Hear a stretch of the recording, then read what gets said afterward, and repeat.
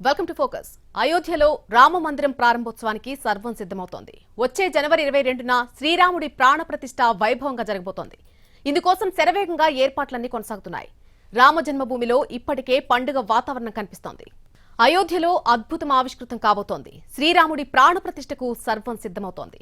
జనవరి 22న చరిత్రలో నిలిచిపోయే ఈ మహత్తర ఘట్టం జరగబోతోంది.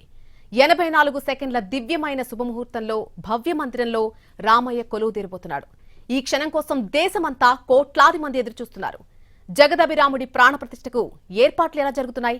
మహాక్షేత్రంలో విశేషాల్ని ఇప్పుడు చూద్దాం. అయోధ్య రారమ్మని ఆహ్వానిస్తోంది. మహత్తర ఘట్టానికి సర్వం సిద్ధమవుతోంది. దేశం చూపు అంతా అయోధ్యపురి వైపు ఉంది. రామయ్య దర్శనం కోసం కోట్లాది కళ్ళు ఎదురు చూస్తున్నాయి. భవ్య మందిరంలో జగదభిరాముడు కొలువుదీరే క్షణం కోసం తపిస్తున్నాయి. జనవరి 22న అయోధ్య రామమందిరం ప్రాణప్రతిష్ఠ జరగబోతోంది. ఇందుకోసం వేగంగా ఏర్పాట్లు సాగుతున్నాయి. జనవరి 14న మకర సంక్రాంతి రోజున ప్రతిష్టాపన ప్రక్రియ ప్రారంభమై 10 రోజుల పాటు కార్యక్రమాలు జరుగుతాయి. శ్రీరాముడి ప్రాణప్రతిష్ఠకు శుభముహూర్తం 84 సెకండ్ల పాటు ఉంటుంది. 2024 జనవరి 22న మధ్యాహ్నం 12:29:08 నుంచి 12:30:32 మధ్య అత్యంత శుభగడియలు ఉన్నాయి. శ్రీరాముడి ప్రాణప్రతిష్ఠ కార్యక్రమం మేషలగ్నంలో అభిజిత్ ముహూర్తంలో జరగనుంది. సాధారణంగా 5 గ్రహాలు అనుకూల స్థానంలో ఉంటే మంచి ముహూర్తమని, అయితే ప్రాణప్రతిష్ఠ సమయంలో 6 గ్రహాలు అనుకూలంగా ఉన్నాయని ఆచార్యులు జ్యోతిష్యుడు గణేశ్వర్ శాస్త్రి తెలిపారు. ఈ సమయంలో విగ్రహ ప్రతిష్టాపన చేస్తే ప్రపంచంలోనే మన దేశ కీర్తి మరింత పెరుగుతుందన్నారు. ప్రధాని మోడీ చేతుల మీదుగా 12:15 నుంచి 12:45 మధ్య ఈ కార్యక్రమం జరగనుంది. అయోధ్యలో శ్రీరామ మందిరం గర్భగుడి నిర్మాణం ఇప్పటికే పూర్తయింది. భవ్య రామ మందిరం తుది మెరుగులు దిద్దుకుంటోంది. జనవరి 22న 5 ఏళ్ల బాలుడి రూపంలో శ్రీరాముడు ఆలయంలో కొలువుదీరుతాడు. రాముడి విగ్రహానికి ఎన్ని విశిష్టతలున్నాయో అక్కడ ఏర్పాటు చేయబోయే గంటకు అన్నే విశేషాలున్నాయి. దీనిని తమిళనాడులో ప్రత్యేకంగా తయారు చేయించారు. ఈ గంట ఇప్పుడు అయోధ్య చేరుకుంది. అష్టధాతువులతో తయారు చేసిన ఈ గంట రామమందిరంలో ప్రత్యేక ఆకర్షణ. 600 కిలోలకు పైగా బరువున్న దీన్ని ఎన్నో జాగ్రత్తలు తీసుకుంటూ 2020 నుంచే తయారు చేయడం ప్రారంభించారు. రామమందిర ప్రారంభోత్సవం దగ్గర పడుతుండడంతో తమిళనాడు నుంచి అయోధ్యకు తరలించారు. అయోధ్య రామాలయ గర్భాలయంపై ఈ గంట మోగనుంది. దీంతో సహా నమక్కల నుంచి 42 గుడిగంటలు తీసుకువెళ్లారు. ఈ గుడిగంటలు 2 టన్నుల బరువు కలిగి ఉన్నాయి. వీటిలో ఒకటి 2.5 టన్నుల బరువైన గంట కూడా ఉంది. ఈ గంటపై జై శ్రీరామ్ అని రాసి ఉంది. దీన్ని ప్రస్తుతం అయోధ్య రామమందిర ప్రాంగణంలో భక్తుల సందర్శనార్థం ఉంచారు. ఇక జనవరిలో జరిగే రామమందిర ప్రారంభోత్సవానికి ప్రధాని మోడీ, యూపీ సీఎం యోగి సహా పలువురు ప్రముఖులు హాజరు కానున్నారు. ప్రస్తుతం రామ్లల్లా విగ్రహాలు తుది మెరుగులు దిద్దుకుంటున్నాయి. కాశీ పండితులు అయోధ్య రాముడి ప్రాణప్రతిష్ఠ కార్యక్రమాన్ని నిర్వహిస్తారు. తంజావూరు నుంచి అయోధ్య రామాలయానికి గొడుగులు తరలించారు. దేశవ్యాప్తంగా పలు ప్రాంతాల నుంచి మంగళ వస్తువులు పంపుతున్నారు. అఖిల భారత హిందూ మహాసభ ఆధ్వర్యంలో 8 ఛత్రాలు తయారు చేసి తంజావూరు జిల్లా కుంభకోణం మహాకొలను తీరంలో ఉన్న కాశీ విశ్వనాథ ఆలయంలో ప్రత్యేక పూజలు చేయించి రామస్వామి ఆలయం వరకు ఊరేగించారు. ఆ తర్వాత తంజావూరుకు వచ్చిన గొడుగులను కరందై రామాలయంలో మళ్లీ పూజలు చేయించి అయోధ్యకు తరలించారు. ఈ గొడుగులు జనవరి 19న యూపీ సీఎం యోగి ఆదిత్యనాథ్కు అప్పగిస్తారు. అయోధ్య రామయ్యకు కానుకలు వెల్లువెత్తుతున్నాయి. జనవరి 22న నవ్య భవ్య రామమందిరంలో కొలువుదీరనున్న రామయ్యకు దేశ విదేశాల నుంచి బహుమతులు వస్తున్నాయి. ఛత్తీస్గఢ్లోని అమ్మమ్మ తాతయ్యల ఊరు చంద్ఖూరి, నేపాల్లోని అత్తమామల ఊరు జనక్పూర్ నుంచి ప్రత్యేక కానుకలు రామయ్యకు అందనున్నాయి. చంద్ఖూరి నుంచి దాదాపు 3000 క్వింటాళ్ల బియ్యం, జనక్పూర్ నుంచి పళ్ళు, వస్త్రాలతో కూడిన 1100 ప్లేట్లను అయోధ్యకు పంపిస్తున్నారు. కానుకల లిస్టులో ఉత్తరప్రదేశ్లోని ఎటా జిల్లా నుంచి అష్టధాతులతో తయారు చేసిన 2100 కిలోల బరువున్న గంట, వడోదర నుంచి 108 అడుగుల పొడవున్న అగరబత్తి, పాట్నాలోని మహావీర్ ట్రస్ట్ నుంచి 2 కోట్ల రూపాయలతో పాటు 5 లక్షల రూపాయలు విలువైన బంగారు విల్లు, బాణం కూడా ఉన్నాయి. ఇక అయోధ్య ఎయిర్పోర్టుకు మహర్షి వాల్మీకి ఇంటర్నేషనల్ ఎయిర్పోర్టుగా కేంద్రం నామకరణం చేసింది. డిసెంబర్ 30న అయోధ్యలోని ఈ కొత్త ఎయిర్పోర్ట్ను ప్రధాని మోడీ ప్రారంభిస్తారు. జనవరి 22న అయోధ్య రామమందిరం ప్రాణప్రతిష్ఠ కార్యక్రమం ఉన్నందున ఎయిర్పోర్టుతో పాటు అధునాతనంగా తీర్చిదిద్దిన రైల్వే స్టేషన్ను కూడా ఓపెన్ చేస్తారు ఆయన. రామమందిర విశిష్టత, ఆధ్యాత్మిక శోభ ఉట్టిపడేలా ఈ 2 నిర్మాణాలను కేంద్ర ప్రభుత్వం ప్రతిష్టాత్మకంగా నిర్మించింది. 11,000 కోట్ల రూపాయలతో అయోధ్య, యూపీలో జరిగే అభివృద్ధి పనులకు ప్రధాని మోడీ అదే రోజు శంకుస్థాపన చేస్తారు. ఇక జనవరి 6 నుంచి ఈ ఎయిర్పోర్ట్ ద్వారా పౌరులకు సేవలు అందుబాటులోకి వస్తాయి. రామయ్య ప్రాణప్రతిష్ఠ మహత్తర ఘట్టం వైభవంగా జరగబోతోంది. జనవరి 16 నుంచి ప్రారంభమయ్యే వేడుకల కోసం వేలాదిగా తరలివచ్చే భక్తుల కోసం అధికారులు మెరుగైన భద్రతా చర్యలు, వసతులు కల్పిస్తున్నారు. తాత్కాలిక గ్రామాలు ఏర్పాటు చేస్తున్నారు. నిత్యాన్నదాన సమారాధనకు పెద్ద ఎత్తున ఏర్పాట్లు జరుగుతున్నాయి. భక్తుల సౌకర్యార్థం ఉత్తరప్రదేశ్ ప్రభుత్వం అయోధ్యలో వేర్వేరు చోట్ల 10 పడకల ఆసుపత్రులను సిద్ధం చేస్తున్నారు. ప్రాణప్రతిష్ఠ సమయంలో 12,000 నుంచి 15,000 మంది అయోధ్యలో బస చేసేందుకు వీలుగా ఆలయ ట్రస్ట్ ఏర్పాట్లు చేస్తోంది. సాధువులు సహా ఆహ్వానించిన ప్రముఖులందరికీ అవసరమైన అన్ని ఏర్పాట్లను చేస్తున్నారు. యాత్రికుల సౌకర్యం కోసం టెంపుల్ ట్రస్ట్ చక్కటి సదుపాయాలు కల్పిస్తోంది. పిల్గ్రిమ్ ఫెసిలిటీ సెంటర్లో 25,000 మంది యాత్రికులకు లాకర్ సౌకర్యాలు కల్పిస్తారు. పిఎఫ్సి సమీపంలోనే ఒక చిన్న ఆసుపత్రి నిర్మిస్తున్నారు. టాయిలెట్లు, ఇతర సౌకర్యాల కోసం పెద్ద కాంప్లెక్స్, 2 మురుగునీటి శుద్ధి ప్లాంట్లు ఏర్పాటు చేస్తున్నారు. పవర్ హౌస్ నుంచి నేరుగా విద్యుత్ సరఫరాకు వీలుగా ఆలయ ప్రాంగణంలోనే 33 kW పవర్ హౌస్, రిలీవింగ్ స్టేషన్లు, 3 డిస్ట్రిబ్యూషన్ స్టేషన్లు ఏర్పాటు చేస్తున్నారు. తద్వారా మున్సిపల్ కార్పొరేషన్ ఎలక్ట్రిక్ లైన్లపై ఎలాంటి ఒత్తిడి ఉండదు. ఫైర్ బ్రిగేడ్కు నీళ్లు అవసరం తీర్చేందుకు కట్టడం సమీపంలో అండర్ గ్రౌండ్ వాటర్ రిజర్వాయర్ తవ్వుతున్నారు. మొత్తం 20 ఎకరాల్లో నిర్మాణాలు జరుపుతారు. 50 ఎకరాల్లో గ్రీనరీ ఉంటుంది. సూర్యకిరణాలు కూడా పడనంత దట్టంగా ఇక్కడ వృక్షాలు పెంచుతారు. ఇందువల్ల భూమి లోపలి జలాలు ఎక్కడికి పోకుండా స్థిరంగా ఉంటాయి. జీరో డిశ్చార్జ్ పాలసీ ద్వారా జలాలు సరయూ నదిలోకి వెళ్లకుండా చూస్తారు. అయోధ్య రామాలయం ప్రారంభోత్సవానికి పలు రంగాలకు చెందిన ప్రముఖులను ఆహ్వానించింది. రాజకీయ పార్టీల కీలక నేతలు, వేలాది మంది సాధువులు, మత పెద్దలు, ప్రముఖ నటులకు ఆహ్వానాలు అందాయి. దేశవ్యాప్తంగా ఎంపిక చేసిన 2,000 మందికి ఆలయ ట్రస్ట్ బోర్డు అధికారికంగా ఆహ్వానాలు పంపింది.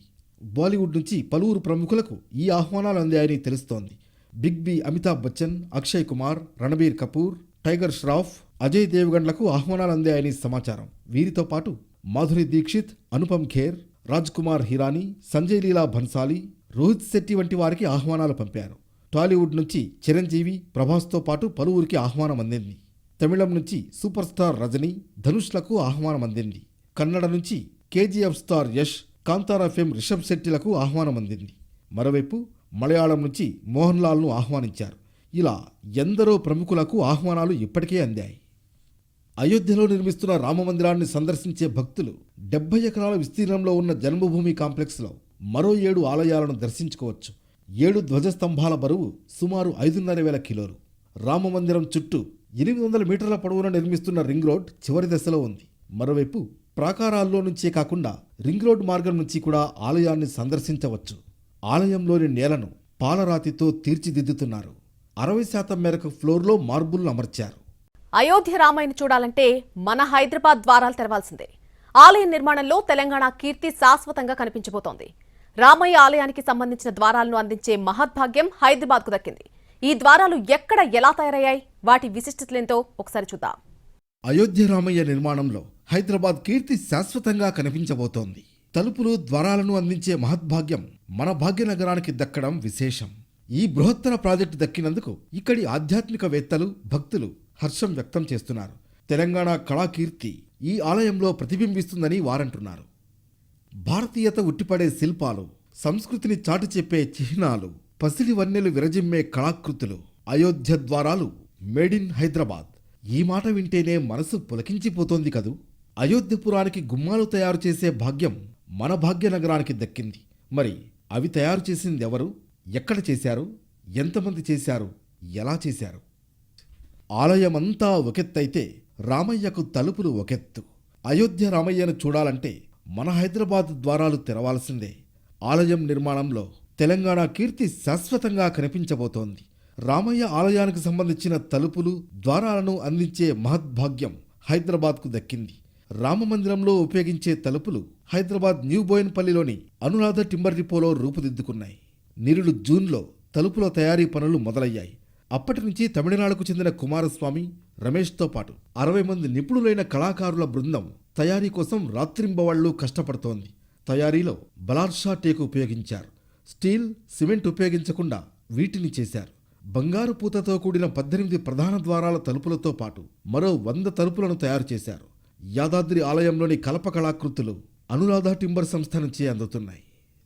గతంలో తమిళనాడుకు చెందిన 70 మంది అధికారుల బృందం దేశంలోని ప్రముఖ ఆలయాలను సందర్శించి అక్కడి పలు కళాకృతులను, శిలల వైభవాన్ని పరిశీలించింది. ఈ బృందం తెలంగాణలోని యాదాద్రి ఆలయాన్ని 2 రోజులు నిశితంగా పరిశీలించింది. ఇక్కడి కళాకృతులకు ఫిదా అయిన బృంద సభ్యులు వీటి తయారీ గురించి ఆరా తీశారు. వాటిని హైదరాబాద్ బోయిన్పల్లిలోని అనురాధ టింబర్ డిపోలో తయారు చేసినట్లు తెలుసుకుని దాన్ని సందర్శించారు. ఈ క్రమంలో అయోధ్య ఆలయ ద్వారాలు, తలుపుల తయారీకి సంబంధించిన ప్రాజెక్టును అప్పగించారు. అయోధ్యలో రామాలయానికి ప్రధాన ద్వారంతో పాటు ఇతర ద్వారాలను రూపొందించే అరుదైన అవకాశాన్ని హైదరాబాద్కు చెందిన అనురాధ టింబర్ ఎస్టేట్ నిర్వాహకులు సొంతం చేసుకున్నారు. ఇతర కంపెనీలు వాటి తయారీకి ముందుకొచ్చినా యాదాద్రి ఆలయ ద్వారాల తయారీ, వాటి నాణ్యత, ఇంకొన్ని అంశాలు వాళ్లకు కలిసొచ్చాయి. అయోధ్య ట్రస్ట్ ఆదేశాల మేరకు వారు ఇచ్చిన డిజైన్ల ప్రకారం ద్వారాల పనులు ప్రారంభించారు. అయోధ్య నుంచి పిలుపొచ్చింది. శ్రీరాములు వారికి ఈ కట్టబోయే మందిరం ఎలా ఉంటుంది అనే దాన్ని మోడల్ తయారు చేసి ఇవ్వమని మమ్మల్ని శ్రీ చంపత్రాయ్ గారు ఆదేశించారు. దేశంలో ఉన్న బెస్ట్ వాళ్ళని ఐడెంటిఫై చేసి చేస్తున్నారు. అలా ఆ సెలక్షన్ ప్రాసెస్లో మా కంపెనీని వాళ్ళు ఐడెంటిఫై చేసి గుడికి కావలసిన తలుపులు చేయవలసిన బాధ్యత మొత్తం మా మీద పెట్టారు. దేవాలయ ఆర్కిటెక్చర్లో 3 రకాల శైలులుంటాయి. అందులో ఒకటి నగారా శైలి, రెండోది ద్రవిడ శైలి, మూడోది వేసారి శైలి. అయోధ్య శైలి నగారా శైలి అంటే పూర్తిగా ఉత్తర భారతదేశ సంస్కృతికి దగ్గరగా ఉంటుంది. తలుపులను పూర్తిగా ఈ కాన్సెప్ట్తోనే చేయించారు. ఈ శైలి గుప్తుల కాలంలో 3వ శతాబ్దంలో ప్రారంభమై ముస్లింల ఆగమనం వరకు కొనసాగింది. చుట్టుపక్కల మండపాలకు సంబంధించిన తలుపులు సుమారుగా 18 మెయిన్ డోర్లు, అవి జనవరిలో ఓపెనింగ్కి కావలసిన తలుపులు మొత్తం సిద్ధం చేసేసాం. అవి పూర్తిగా నగారా శైలి, అంటే 3 శైలిలు ఉంటాయి దేవాలయ ఆర్కిటెక్చర్లో. ఒకటి ద్రవిడ శైలి, మన సౌత్ ఇండియా అంతా అదే ఉంటుంది. వేసారి శైలి, ఒరిస్సా, కోణార్క్ దేవాలయాలన్నీ అది. మూడోది నగారా, నార్త్ ఇండియా, ఉత్తరప్రదేశ్ అంతా కూడా నగారా శైలి. ద్వారాల కోసం సుమారు 60 మంది 24 గంటలు పనిచేస్తున్నారు. యాదాద్రికి పనిచేసిన టీమే ఇక్కడా పనిచేస్తోంది. అందరూ ట్రెడిషనల్ వర్కర్లు. అందరికీ ఎన్నో గుళ్లకు తలుపులు చేసిన అనుభవం ఉంది. అయోధ్యకు వాడిన టేక్ మొత్తం బలార్షా టేక్. అందులో ప్రతి పీస్ హయ్యెస్ట్ క్వాలిటీ ఉన్నదే సెలెక్ట్ చేశారు. ఒక్క డోర్కి కూడా మేకు కానీ, స్టీల్ కానీ, రివిట్లు కానీ వాడలేదు. పురాతన, ఆధునిక పద్ధతుల మేళవింపుతో చేశారు. Modern cum traditional carving. Ayodhya Rama జన్మభూమికి వచ్చేసరికి అది పూర్తిగా బలార్షా టీకు, ఇండియాది, మహారాష్ట్ర నుంచి వాడటం జరిగింది. అందులో ఈ గుడికి కావాల్సిన క్వాలిటీ సెలెక్ట్ చేయటంలో సెలక్షన్ బాధ్యత కూడా మాకు అప్పచెప్పారు. హయ్యెస్ట్ క్వాలిటీ మేము ప్రతి పీసు సెలెక్ట్ చేసి, హయ్యెస్ట్ క్వాలిటీ అంటానికి క్రైటీరియా ఏంటని మీరు అడగొచ్చు. ఫస్ట్ ఆ చెట్టు చాలా నాణ్యమైనది అయి ఉండాలి, రౌండ్గా ఉండాలి, దాని వయసు సుమారు 100 సంవత్సరాలు యావరేజ్గా ఉండాలి. తలుపులు, ద్వారాల వర్కంతా అక్కడే జరుగుతోంది. గర్భగుడి తలుపులు మయూరం కాన్సెప్ట్లో చేస్తున్నారు. మొత్తం 118 ద్వారాలు ఉంటాయి. 18 ద్వారాలకు బంగారు తాపడం జరుగుతోంది. 8 అడుగుల ఎత్తు, 12 అడుగుల వెడల్పుతో ప్రధాన ద్వారం ఉంటుంది. దీనికి 4 ప్యానెళ్లు ఉంటాయి. గర్భగుడి డోర్లో మయూరం అంటారు, హిందీలో మోరే అంటారు, పీకాక్. దానికి సంబంధించిన కార్వింగ్ అంతా జరిగింది. మిగతా సెంటర్ ప్యాడ్, సైడ్ ప్యాడ్ డోర్లో కమలం, ఏనుగులు, దేవతలు, వీళ్ళ వర్కింగ్ అంతా కూడా కార్వింగ్ చేశాము. చాలా డీటెయిల్డ్గా, ఫైన్గా కార్వింగ్ చేశాము. 118 ద్వారాల పనులు పూర్తి కావస్తున్నాయి. వీటిలో ప్రధాన ద్వారంతో పాటు మరో 18 ద్వారాలకు బంగారు పూత పూశారు. ఇవి కాక మరో 200 నుంచి 300 తలుపులు చేస్తున్నారు. అన్ని ద్వారాలకు స్టీల్, ఇనుము వాడకుండా కేవలం టేకుతోనే రూపొందిస్తున్నారు. వీటి పనులను మరో ఏడాదిలోగా పూర్తి చేస్తారు. ఇప్పటికే పూర్తయిన ద్వారాలను జనవరి 1న బిగించేందుకు సన్నాహాలు చేస్తున్నారు. 118 ద్వారాలు నిన్నటి వరకు పూర్తి చేశాము. 18 ద్వారాలకి బంగారం తాపడం జరుగుతుంది. అది దాని ప్రత్యేకత. మిగిలినవన్నీ కూడా మామూలు వుడెన్ డోర్లే. శ్రీరాములు వారు లంకన్ చేయించి వెనక్కి వచ్చే కల్పన. శ్రీరాములు వారు, ఇది మా దగ్గర ఉన్న world's 2nd largest teak log. Ramulu వారు వారితో పాటు లంకన్ చేయించి అయోధ్య వెనక్కి వచ్చే రూపాన్ని మా ఆర్టిస్టు రాయన గిరిధర్ గౌడ్, ఈ అనంత పద్మనాభ స్వామిని ఎవరైతే గీశారో ఆయన గీసిన కల్పన 3D ఫామ్లో చెక్కుతున్నాం. ఇప్పుడు వరకు సగం అయింది, ఇంకా సగం పని ఉంది. ఇంకొక 6 నెలలు పట్టొచ్చు. అయోధ్య ప్రధాన ద్వారం ఎంతో విశిష్టమైనది. ఫోల్డ్ చేస్తే మడతబడుతుంది. మూయగానే మయూరం పురివిప్పినట్లుగా ఉంటుంది. మిగతావి ఏనుగులు, కమలం, దేవతామూర్తులను చెక్కారు. గర్భగుడి తలుపు వచ్చి 8 అడుగులు ఎత్తు, 12 అడుగులు వెడల్పు. ఇది ఫోల్డింగ్ మోడల్లో చేసాం. అంటే మోడర్న్ డేస్లో ఏమవుతుందంటే ఆ గుడికి సంబంధించి భక్తులందరూ చూడటానికి వీలుగా, స్వామివారి దర్శనానికి వీలుగా దాన్ని ఫోల్డింగ్ సిస్టంలో చేశాము. 4 ప్యానల్స్లో డోర్ తయారైంది. ఇందులో మయూరం అంటే నెమలి బొమ్మ ఆకారంలో పూర్తి డీటెయిల్డ్ కార్వింగ్ చేశామన్నమాట. ఇది గర్భగుడి తలుపు. మిగతా తలుపులన్నీ కూడా సెంటర్ ప్యాడ్ అని పూర్తి మండపం ఉంటుంది. మండపం చుట్టూతో ఉన్న తలుపుల మీద ఏనుగులు, కమలం, దేవతామూర్తులు విగ్రహాలు చెక్కాము. రామమందిర నిర్మాణం కోసం భక్తులు ఎంతో ఆసక్తిగా ఎదురుచూస్తున్నారు. అటువంటి రామమందిరానికి గర్భగుడి, ఆలయ వెలుపలి ద్వారాలను తయారు చేసే అరుదైన అవకాశం దక్కించుకున్నారు మన హైదరాబాదీలు. ఇంత గొప్ప కార్యానికి Hyderabad based Anuradha timber international depot lucky chance కొట్టేసింది. అయోధ్యలోని రామమందిర ప్రాంగణానికి అవసరమైన తలుపుల తయారీలో నాణ్యత గల కలపను ఉపయోగించారని తయారీదారులు చెబుతున్నారు. అయోధ్యకు ద్వారాలు అందించడంతో తెలంగాణ కళాకీర్తి శాశ్వతంగా నిలిచిపోతుంది. జన్మభూమిలో సీతారాముల కళ్యాణ వైభోగం చూడాలనుకునే భక్త కోటి నిరీక్షణ ఫలించిపోతోంది. దశరథ కుమారుని పట్టాభిషేకం తిలకించేందుకు ఎదురుచూస్తున్న అయోధ్యవాసుల ఆకాంక్ష నెరవేరబోతోంది. కనులారా కోదండరాముణ్ణి వీక్షించే భాగ్యం భక్తులకు కలగబోతోంది. రామమందిర నిర్మాణం ఎలా సాగింది? ముద్దులకే బాలరాముడి విశిష్టతలేంటి? అయోధ్య ఆలయ నిర్మాణ విశేషాలు ఇప్పుడు చూద్దాం. అయోధ్యలో దివ్య భవ్య నవ్య రామమందిరంలో త్వరలో రాముడి విగ్రహ ప్రతిష్ఠ జరగనుంది. కొన్నేళ్లుగా జరుగుతున్న నిర్మాణ పనులు పూర్తి కావస్తుండటంతో అయోధ్య రామాలయం వైభవంగా ప్రారంభం కానుంది. 2024 జనవరి 22న రాముడి విగ్రహ ప్రతిష్ఠ ఘనంగా నిర్వహించనున్నారు. విగ్రహ ప్రతిష్టాపన కార్యక్రమానికి ప్రధాని మోడీ ముఖ్య అతిథిగా హాజరవుతారు. ఆలయ నిర్మాణం దశలను ఎప్పటికప్పుడు కళ్లకు కట్టినట్లు ఫోటోలను విడుదల చేసింది శ్రీరామ్ జన్మభూమి తీర్థక్షేత్ర ఆలయ ట్రస్ట్. తాజాగా ఆలయ గర్భాలయంలో ప్రతిష్ఠించనున్న రామ్లాలా విగ్రహం గురించి ఆసక్తికరమైన విషయాలు వెల్లడించింది. అయోధ్యలో కనీవిని ఎరుగని రీతిలో నిర్మాణం జరుగుతున్న భవ్యరామ మందిరంలో కొలువుదీరే బాలరాముడి కోసం భక్తులు ఒళ్లంతా కళ్ళు చేసుకుని ఎదురుచూస్తున్నారు. రామజన్మభూమిలో ఇప్పటికే పండుగ వాతావరణం నెలకొంది. ఈ పండుగను ద్విగుణీకృతం చేస్తూ వైదిక ఆచారాల ప్రకారం జనవరి 16 నుంచి ప్రాణ్ ప్రతిష్ఠ వేడుకలు మొదలై జనవరి 22న ఆలయ ప్రారంభోత్సవంతో అంబరాన్ని తాకనున్నాయి. సుప్రీంకోర్టు 2018లో హిందువులకు అప్పగించిన 70 ఎకరాల స్థలంలో భవ్య రామాలయ నిర్మాణం జరుగుతోంది. 3 అంతస్తుల్లో ఈ నిర్మాణం ఉంది. ప్రస్తుతం ఆలయ ప్రారంభోత్సవం, విగ్రహ ప్రతిష్టాపన కోసం గ్రౌండ్ ఫ్లోర్ ముస్తాబవుతోంది. ఆలయం 4 వైపులా అద్భుతమైన రీతిలో ప్రాకారం నిర్మిస్తున్నారు. రన్నింగ్ లెంగ్త్ సుమారు 750 మీటర్ల వరకు ఉంటుంది. ఆలయానికి రక్షణ గోడ 14 అడుగుల వెడల్పుతో ప్రత్యేకతను చాటుకోనుంది. ప్రాకారం 2 అంతస్తుల్లో డెవలప్ చేస్తున్నారు. ఆలయం పై ఫ్లోర్లో పరిక్రమ కోసం భక్తులను అనుమతిస్తారు. ప్రస్తుతం నిర్మాణంలో ఉన్న ఈ ప్రాకారం మరో 6 నుంచి 8 నెలల్లో పూర్తవుతుంది.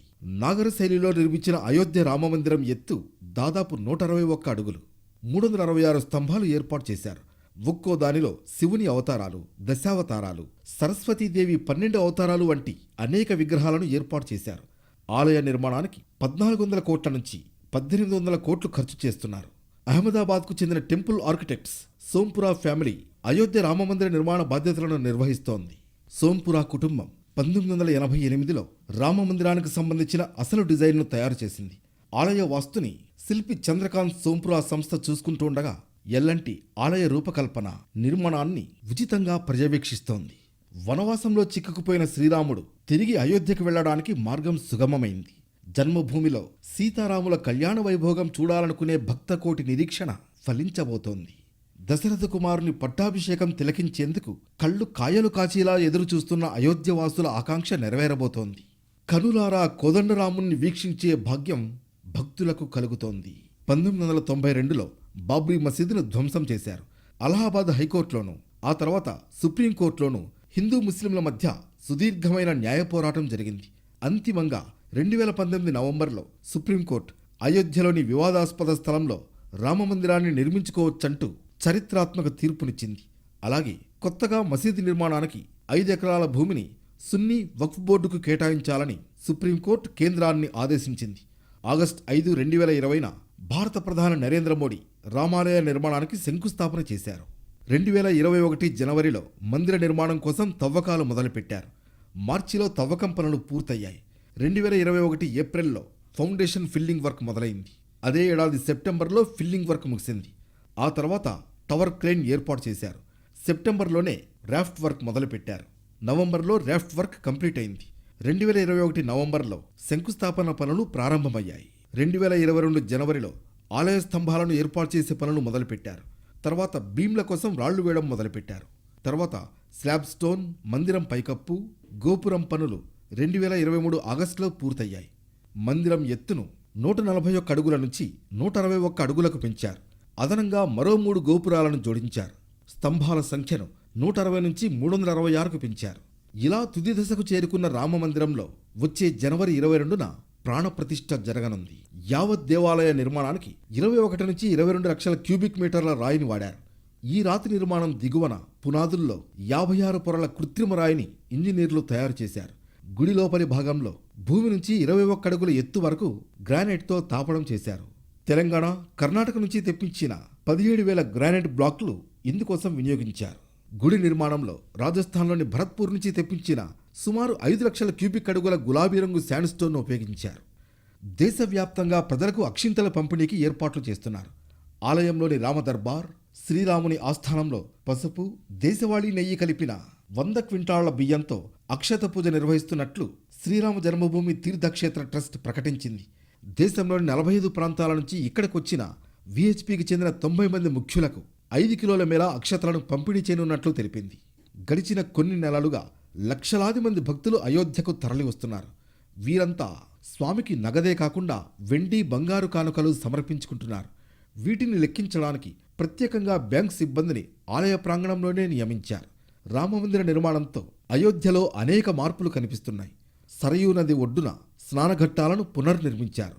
ఇక అయోధ్య రాముడు కొలువుదీరిన రోజున దేశవ్యాప్తంగా దాదాపు 50 కోట్లకు పైగా వ్యాపారం జరిగే అవకాశం ఉందని తెలుస్తోంది.